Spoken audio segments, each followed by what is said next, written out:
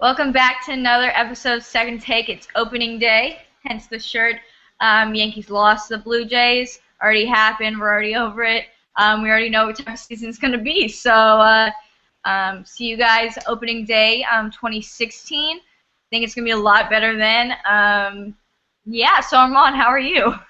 I'm doing well. I was on spring break this past week, which is really nice. Got to catch up on sports, got to relax, saw the craziness of this weekend, which I know we will be getting into. But overall, doing okay. Wish my Yankees would have won, but can't have everything you want in life. Exactly. So about this craziness. First, last week I discussed Rick Barnes getting fired. Rick Barnes was then hired by Tennessee. Bounced back real quick. He seemed so upset, so upset in his press conference, and clearly not that upset. Nothing that $2 million a year can't fix. So he's at Tennessee now. Texas picked up VCU's coach Shaka Smart. He is now at Texas. He's here. He's learning he needs to hate OU already. He's on it. Should be really exciting. Excited to have a new coach here. Hopefully things will get better, and we shall see. Wait. What happened to you getting hired? You know, UT really doesn't appreciate me the way it should, and I'm getting frustrated about it. But thanks for bringing that up. Thanks for bringing up that really sensitive subject. You're welcome. All right, so then there was more craziness, guys. I'm gonna admit something to y'all. On Saturday night, I ended up on the floor crying because Kentucky lost. Okay, I said it. It happened. Kentucky lost to Wisconsin. I believe that this game should have gone differently if officiating had gone differently. Everyone's really pointing out this one shot clock violation that was not called. Must have been about 3 minutes left in the game. Wisconsin ended up getting 2 points. It is so clear that it was a shot clock violation. The points should not have counted. Not only did that give Wisconsin 2 points, but also momentum. That really put Kentucky down. Not saying that would have given Kentucky the game, but you never know. Calipari, called the timeout to try to get the refs to review it. Didn't happen.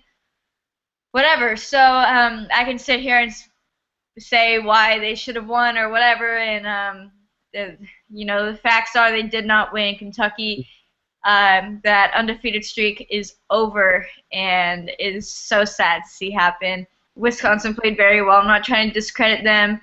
I just really wanted to see Duke and Kentucky play in the national championship. I wanted to see that so bad. It's crazy because there really was bad officiating all weekend in the Duke MSU game, which was a complete slaughter, and in the Kentucky-Wisconsin game, which was a very exciting game. We saw plenty of bad officiating. However, I've always heard in my time in sports that you can't leave the game up to the refs. Kentucky could have won that game, but they did not take Wisconsin seriously. John Calipari was quoted saying that they did not watch film the week before.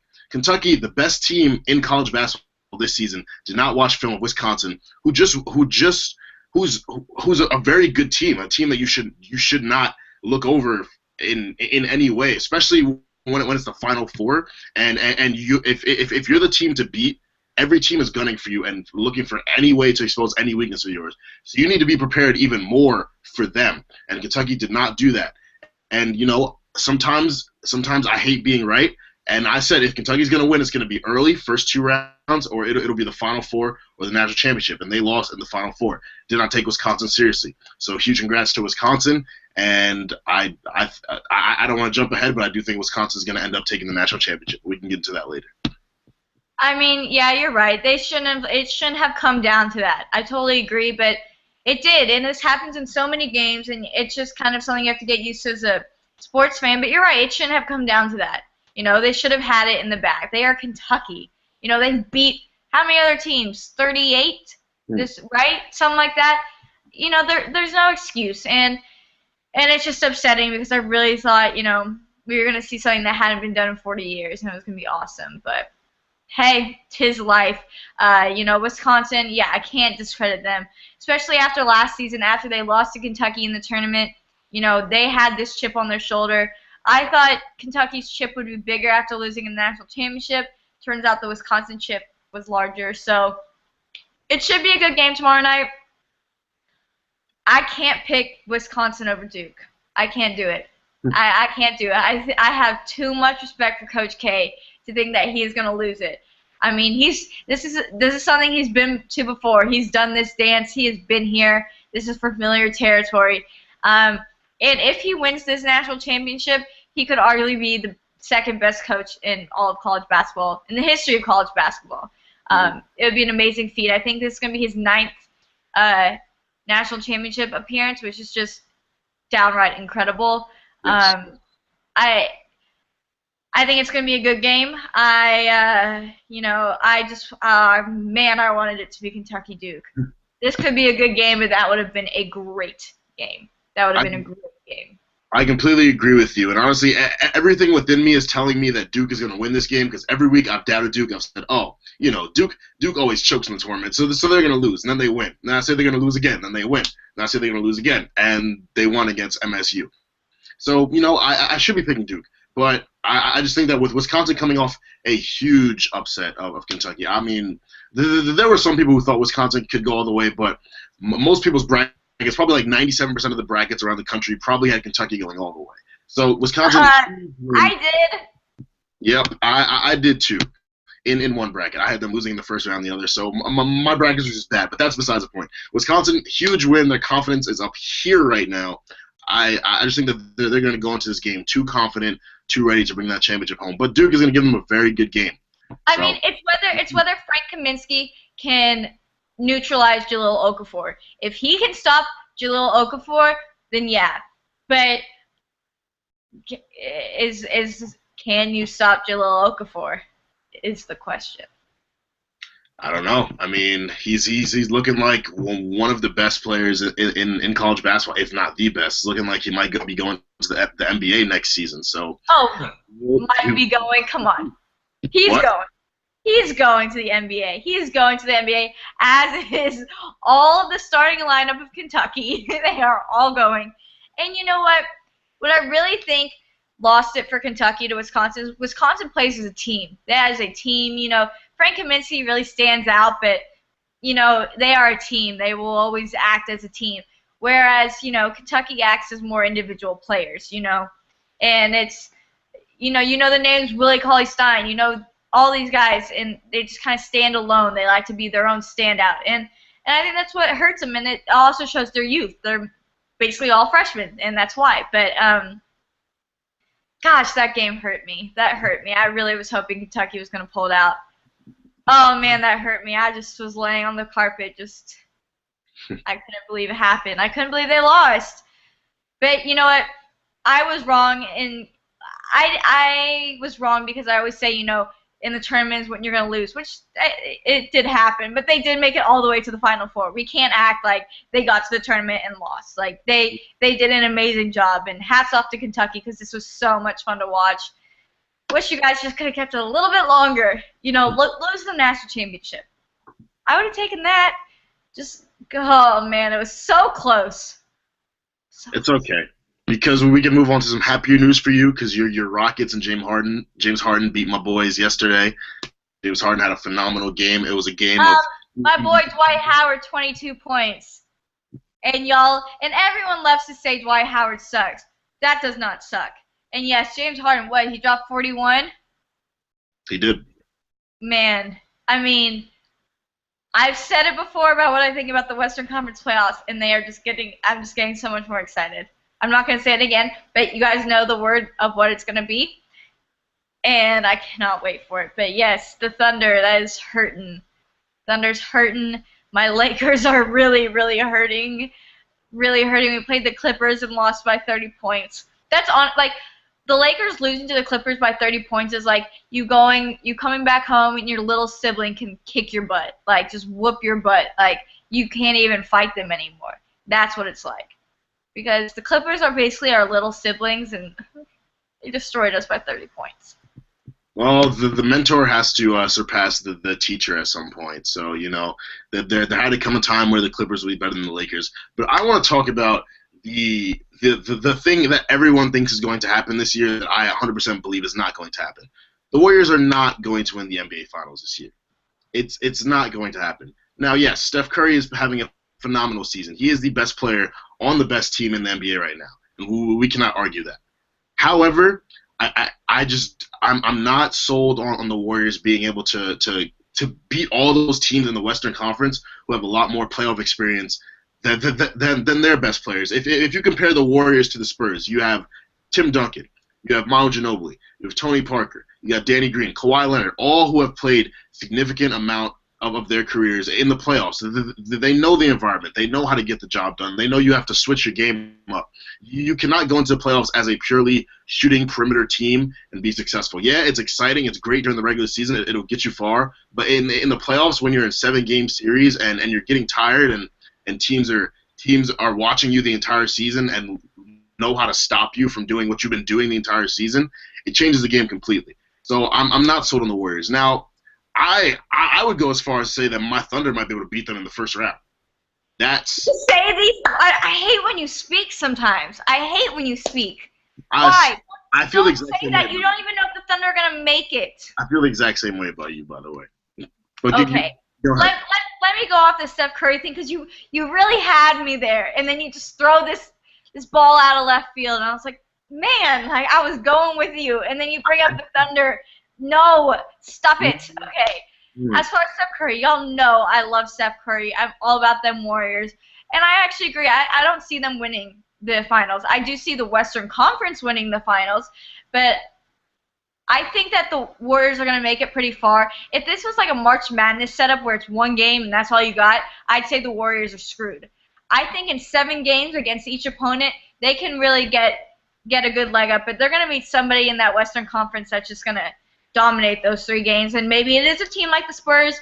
You know, I see the Western Conference as really boiling down to the Rockets. I think the Rockets, that's been the hardest team to beat. Yes, you know, Warriors as well. It's just the Western Conference is stacked. I don't know who's going to come out of it, but I kind of have a guess. It's probably going to be Rockets, Warriors. You can never count the Spurs out. You know, it can really go either way. We could see Damian Lillard ruin the Rockets again by shooting a buzzer beater, and I'm still not over that. Or, you know, we can see the Rockets going all the way to the finals. I don't know. And nobody knows. I'm not going to count the Warriors out because I think they are a really, really good team. But I agree. You know, perimeter shooting, they are so fun to watch. Just so fun to see Steph Curry drain 6 threes in a row or something. But that's not necessarily what's going to win the game. And you know, we have strengths and weaknesses of every team. Everyone, the first thing they're going to say about James Harden is he can't play defense. And you know what? You need defense during the playoffs, which is why, you know, thank God Dwight Howard is back, so we have some big man there. But every team has their weaknesses. You know, Spurs, you know, they're older. That is their biggest weakness, is that they are older. But it can also be a strength. You know, but how are the Spurs going to match up with a team like the Clippers? How are they going to defend, you know, Blake Griffin, DeAndre Jordan when they're going up for a lob? You know, are you going to see Tim Duncan jumping up and swatting them all down? No, he's going to get pretty tired. He's kind of old. So every team has their weakness. I can't tell you who's going to win or who's going to go to the finals, who's going to win the finals. But I could agree that, you know, I wouldn't put all my eggs in the Warriors basket. I'll agree to that. Okay, that's fair. I appreciate that. Yeah, if I were to give my prediction for the West, I gave it during Around the Horn. I said OKC and the Grizzlies. Feeling slightly less confident about the whole OKC thing. You know, it's a possibility. But, you know, as Joe said, we also are not guaranteed to be in the playoffs. We're only a half game above New Orleans. And there are 5 games left in the NBA season, so these are very big games for us. We'll need to win out. Memphis is very quiet third seed, but they've been getting the job done this season. I mean, from seeds 2 to 6, really, it's very tight. It's the Houston's 10 games back, and then Memphis is 11, and then Portland is 12.5, and the Clippers are 11.5, and San Antonio's 12 games back. It's very tight there, and I mean, really, you could see the Spurs at a 6 seed going to the finals from the West. You could see Houston there. You could see Memphis there. I mean, it's very up in the air for the West, but I'm just not sold on Can I say what pisses me off about the Eastern Conference real quick? Sure. I'm looking at their playoff lineup. You know, only the top 5 teams have winning records. The Bucks, Nets, and Celtics, which are the 6, 7, and 8 seeds, have losing records. This is my issue with the Eastern Conference. Like, you know, if you guys can't win, you don't deserve to get to play in the playoffs. You know, y'all are just, this is a disappointment to me. It is really a disappointment. And the fact that the Heat are trying to make a push, and they are 34 and 43, I mean, it makes me so mad to see that because, you know, it's going up against this. Nobody has a losing record in the Western Conference that are in the playoffs. You know, it starts with the Jazz, and that's the 11th. That would be the 11th seed. So that I have my own problems with. And as far as like the top few teams we've discussed, Warriors, Rockets, we've already discussed. You said Grizzlies. Like, yeah, they've been kind of quiet, but they get it done. They're 52 and 25. They're getting it done. Trailblazers already talked about my boy Damian Lillard. Clippers already talked about them a little bit. Spurs, Mavs have kind of started really hot and then kind of started their decline. So I don't know. I don't think I have much faith in the Mavs during this playoffs. I wouldn't put any of. I maybe put like half an egg in their basket. Like that's not something you want to bet on. And then of course your Thunder there with the barely squeezing in, and I don't even know. That's not a good spot to be in. It's not a good spot to be in. It's very true. Well, our life is pretty rough as an 8 seed, but I saw an interesting picture that I want to share with you guys. I'm going to send it to Jill. She'll put it on the she'll edit it in. There's this picture where if the playoffs started today and the East and Western conferences would be combined, the first round of playoffs would be the Warriors as the 1 seed playing against the Bucks as the 16th seed. We know who's winning that. The Hawks as the 2 seed playing the Suns, the 15th seed. Interesting series. We know who's probably going to end up winning that as well. Houston Rockets playing against the New Orleans Pelicans. The Rockets are probably going to come out victorious there. The Grizzlies against my Thunder. That'd be a very interesting series. The Clippers will be playing the Washington Wizards. The Spurs playing against the Raptors. The Portland Trailblazers against the Mavericks, and the Cavaliers against the Bulls. Now, what this shows, first of all, is that there aren't many Eastern Conference teams in this, and there was a discussion earlier this season about how they could somehow mitigate the Eastern Conference being so bad and sending these bad teams to the playoffs. So there was actually a discussion about sending the top 16 teams with the best records to the playoffs rather than 8 teams from the West and 8 teams from the East. I don't know. I mean, I think that would give the fans a much more exciting playoff experience. I think that it would make it ultimately a bit more competitive for the Eastern Conference. I mean, there are teams who the Cavs could very, very easily sweep their way until the Eastern Conference Finals, honestly. Looking at the teams they would have to go through, it's just like at this point in the NBA, there's clearly one really good conference and one pretty bad one. And is something going to be done about it? I don't know, but I just felt like I needed to share that with you guys because I was amazed at how, first of all, there really weren't that many Eastern Conference teams, and there are just some pretty uneven matchups. Yeah, I mean, the commissioner wants to fix it as well, but I mean, yeah, I don't know really how to go about that. Good thing it's not my problem to solve. I think we're going to wrap it up for today. You know, watch that national championship. We'll be discussing it next week as well as talking more about NBA. And next week I would like to discuss ESPN's list of 20 best moments of the past 20 years, or best athletes of the past 20 years, sorry, because there has been a lot of controversy over that list, and we will discuss it next week. Go watch college basketball, bid farewell to college basketball, and hope your team bounces back better next year. Thanks for tuning in. Football's coming soon. Bye.